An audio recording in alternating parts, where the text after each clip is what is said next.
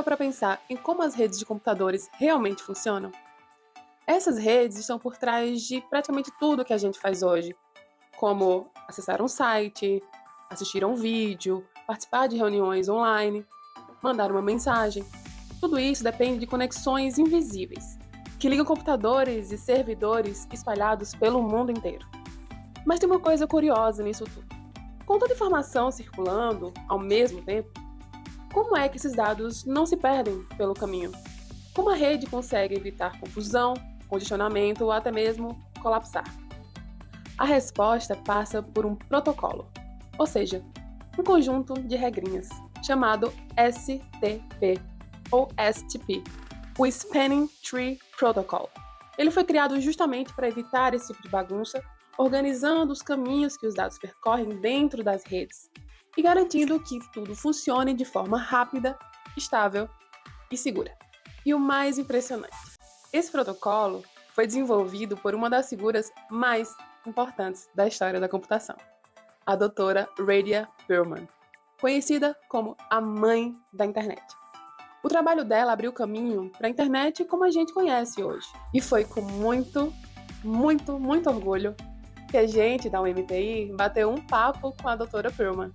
A gente conversou sobre tecnologia, sobre inovação e sobre os bastidores de uma das invenções mais importantes da era digital.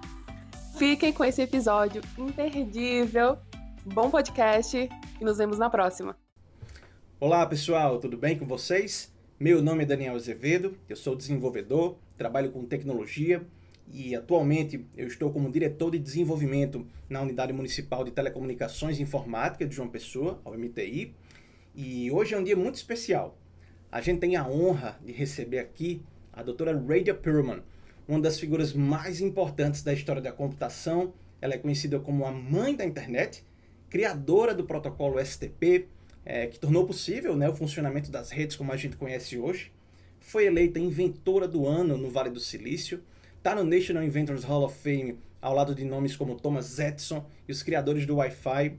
Foi nomeada 2 vezes como uma das 20 pessoas mais influentes da história de tecnologia.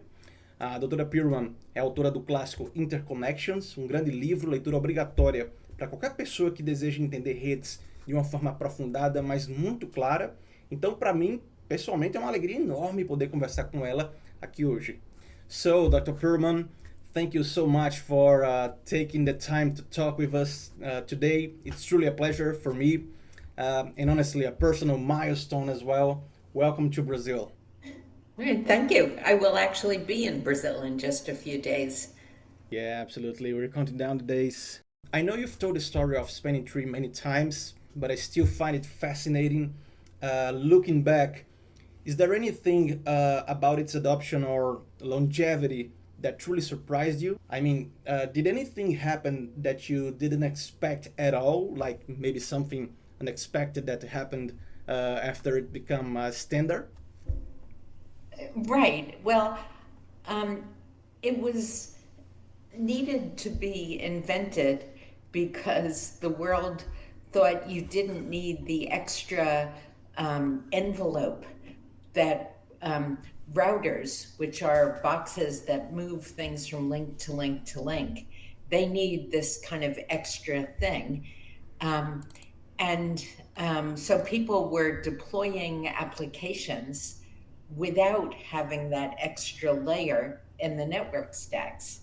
So that I knew that was wrong at the time, but it was hard to argue with them because Ethernet had such hype around it. So people thought this is a revolution in networking, rather than what it really was a new type of link in a network. So anyhow, years later, we had to invent something that with the constraint that our company had already deployed a bunch of things that didn't do it properly, meaning they didn't have that layer that put in the extra envelope. And so without changing the end nodes, and there were no spare fields in the Ethernet header, and there was a hard size limit, the question is, can you build a magic box that will sit between Ethernets and let things forward. And I kind of knew it was a bad idea because the Ethernet header was not designed to be forwarded. For instance, it doesn't have a hop count. Now, what's a hop count? A hop count is something that changes every time the thing is forwarded. And since in a network, you can't snap your fingers and have everybody switch over to the new topology, Yes. it's extremely dangerous to forward without that field because temporarily when things change, you can have loops. So, and without the hop count, not only will a packet go around, but if a bridge has multiple ports, it will multiply the number of copies of the packet. So that was my task, was to figure out some sort of simple algorithm that it would figure out a subset of the topology without loops. So I knew this was a kludge, that the right thing was to put in the extra header, because doing it as a loop-free subset of the topology, you don't get optimal paths and stuff. So I thought it was going to be a temporary thing until we could fix the endnotes to be doing it properly. But as it turns out, there was also a fight between whether to stick with IP as the standard, or, well, not stick with, there were two competing standards. One was IP with its 4-byte address, and the other was done by ISO, and it had a 20-byte address. And not only did it have a 20-byte address, but it had like a portion of the address, the top 14 bits, that was a prefix shared by everybody in a large multi-link cloud. And, that would have been so good. And it is so much better even than IPv6, which is just the same as IPv4, but a bigger address.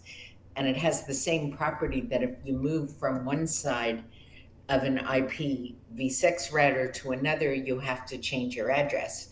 Whereas if the industry had gone with the other thing. So I was quite surprised, given that there was no technical justification for not doing that, not going to the 20-byte address that had the lower level of routing where you could route directly to endnodes and move around. So that's what I thought was going to happen, that it was just a temporary thing. It was kind of nice to see it deployed, but I did not expect it to remain even to this day. Wow, it's great perspective. You often mentioned how simplicity is underrated in engineering. I would like to know, when you're designing a protocol, how do you balance simplicity with robustness?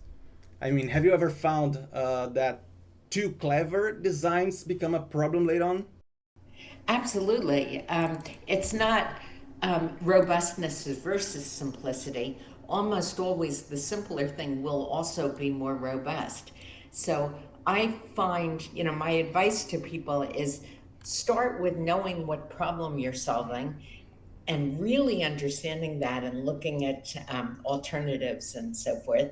And then, once you kind of look at things from different angles and really understand it, you will come up with a simple solution. Whereas if you get all excited and start writing code immediately, and then you have to think as you find out that it doesn't quite work and you add extra things and stuff, you'll come up with a monstrosity that no one knows whether it works anymore because no one understands it. Your book Interconnections is still widely read, especially because it explains complex ideas so clearly. And what was your main goal? How do you know when something is clear for the reader? Right. That's one of my superpowers is I have a tiny memory. And so, whereas other people, it's like they've lived inside of a particular specification. And if you ask them a simple question, they start talking about this interface and that interface and all this unnecessary stuff. Whereas I have to look at the problem and look at all of the details and say, oh, that's not relevant. Get to the conceptual part of it. And then there'll be a simple solution. So this kind of getting to the heart and ignoring irrelevant details not only helps design simple things, but it also helps explain it to people. Because you can get, right to the fundamental issue. Dr. Perlman, thank you for your time. Yes, it was a short interview. Thank you so much again. It was truly a pleasure talking with you. I really enjoyed hearing your thoughts. Thank you so much. Thank you so much, Doctor. Bye. Bye. E aí, o que é que vocês acharam desse episódio com a doutora Radia Perlman? Eu só sei que pra gente da UMTI é um privilégio enorme promover e facilitar essas conversas com pessoas que transformaram o universo digital no mundo inteiro. Isso só reforça o nosso compromisso de cada vez mais trabalhar para trazer tecnologia, inovação e qualidade para os serviços públicos de João Pessoa. Obrigada por assistirem e até o próximo episódio do TikToks, o podcast da UMTI.